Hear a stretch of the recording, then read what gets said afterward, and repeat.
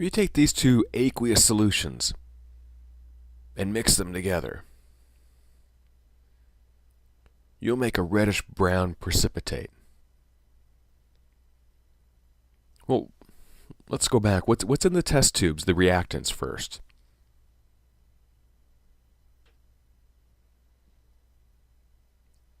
And we don't know what's in the product yet. Now, if you have a really good understanding of your solubility rules, I bet you can predict it.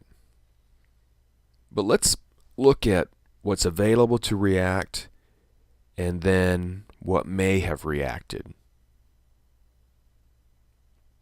So if you have an aqueous solution of sodium hydroxide, what ions do you have available in water?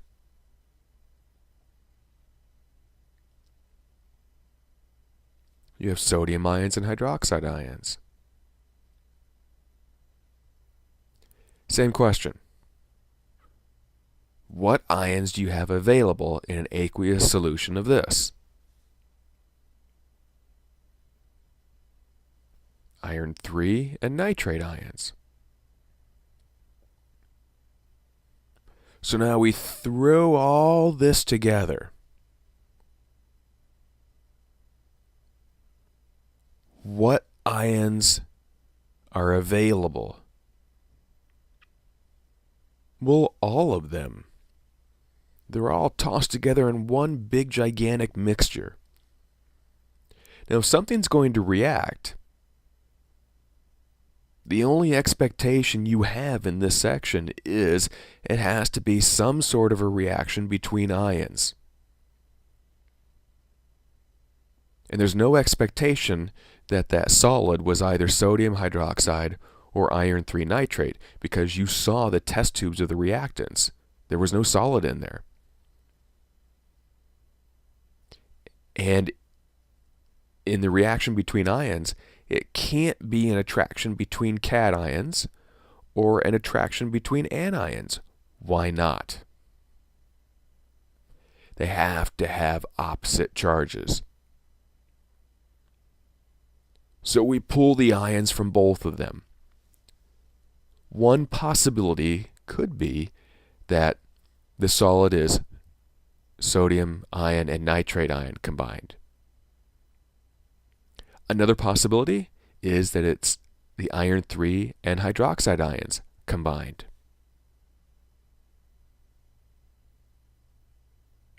Well, let's write some equations for this. We'll write out an overall balanced equation, often called the molecular equation.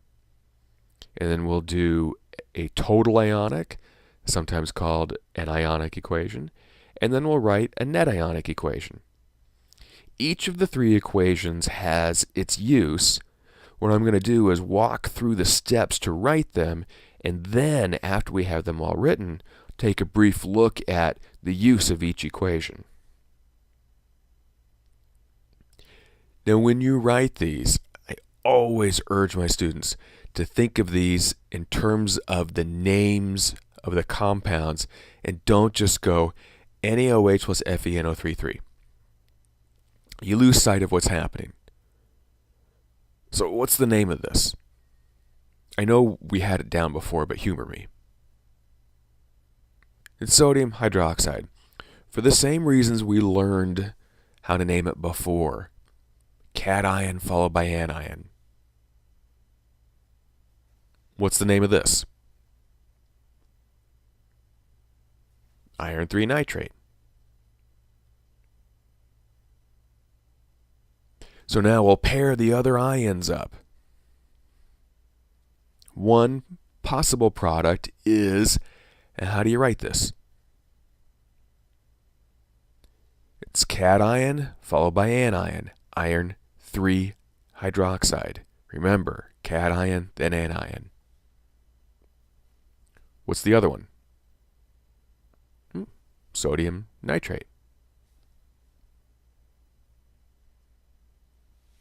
Now for the molecular equation, which I know they're not molecules, but most books call it the molecular equation, but it's the overall equation that's properly balanced with state labels too.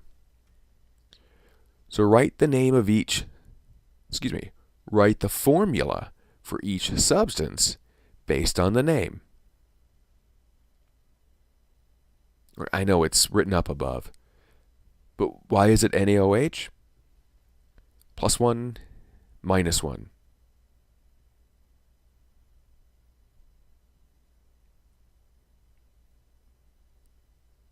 +3, -1, so you need 3 nitrates. When you write the product formulas, don't just swap the Fe and the Na. What's the proper chemical formula for iron 3 hydroxide? You have a +3 and a -1.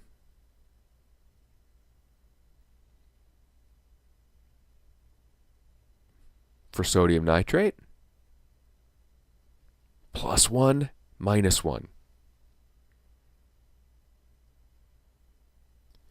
Now we have to balance it. Balance the ions. If you find yourself playing a chase your tail game when you can't get it balanced properly, then you've probably written one of the substances wrong.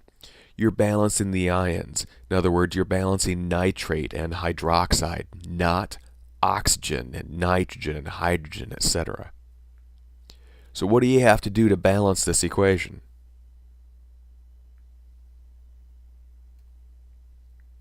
You need 3 hydroxides. You need 3 nitrates. There you go. Do not change subscripts. Now for the solubility rules. Remember, top down from the rules. And my suggestion, only pay attention to the soluble portion of the list. Completely ignore the insoluble portion of the list. If you exhaust all the rules that tell you that the compound's soluble, then by default the compound is insoluble. Sodium hydroxide, what rule do you use? Group 1A compounds are soluble. Soluble, we're talking about water-based solutions, therefore AQ. What rule do you use for this? Nitrates are soluble.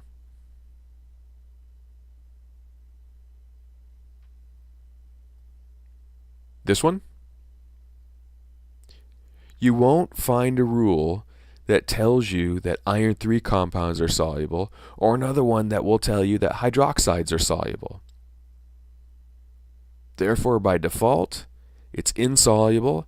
What state label do you put? S for solid. And for this one, group 1A compounds are soluble.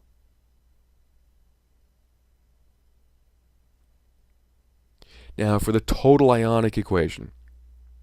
If it's ionic and soluble, then we need to write down how it's best represented in water. 3 NaOHs. 3 sodium hydroxides. Think of it that way. In solution, it's represented this way. Propagate the 3 all the way across. Don't use the solubility rules for the total ionic equation. You already used the solubility rules before. Sodium hydroxide is soluble. It's best represented by sodium ions and hydroxide ions. What do we do with this?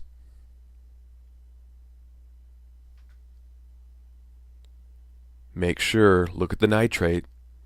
There's 3 nitrates for every iron 3. Don't put parentheses around the nitrate with a subscript of 3, and don't do that. Nitrate ions don't attract each other in solution. What do we do with this? Well, since it's insoluble in water, we'll go ahead and write it as an S, because that's what it is primarily in water. It's a solid. And what about this one? Just like the sodium hydroxide, propagate the 3 all the way across. Now for the net ionic equation, we go back through the total ionic equation and we remove those ions that are spectators. Spectator ions are there in the reactant and product, but they're not in the overall reaction. Look at the total ionic equation. What do you notice about the 3 sodium ions? Right, it's in the reactant and the product. So we'll remove it. Anything else? Yeah, the 3 nitrates. You can't remove hydroxide ion because it's hydroxide ion in the reactant, but it's in iron 3 hydroxide in the product. So the net ionic equation is, what remains? You've got those ions in the reactants,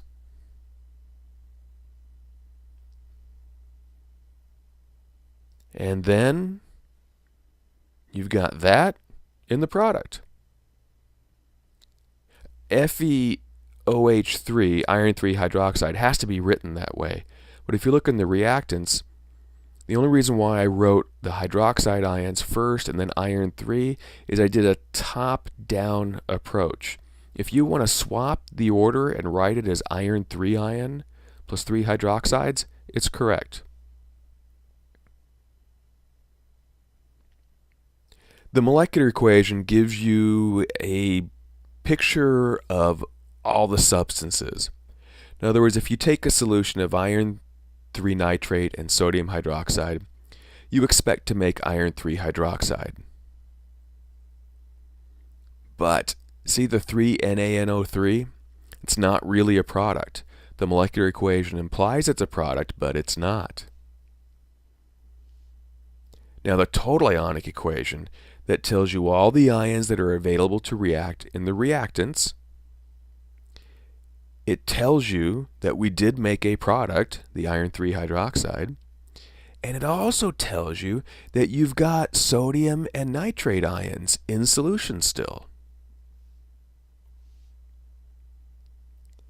Now the net ionic equation says if you take a solution that has hydroxide ion in it and mix it with another solution that has iron 3 ion in it, your expectation is that you'll make iron 3 hydroxide, a reddish brown solid.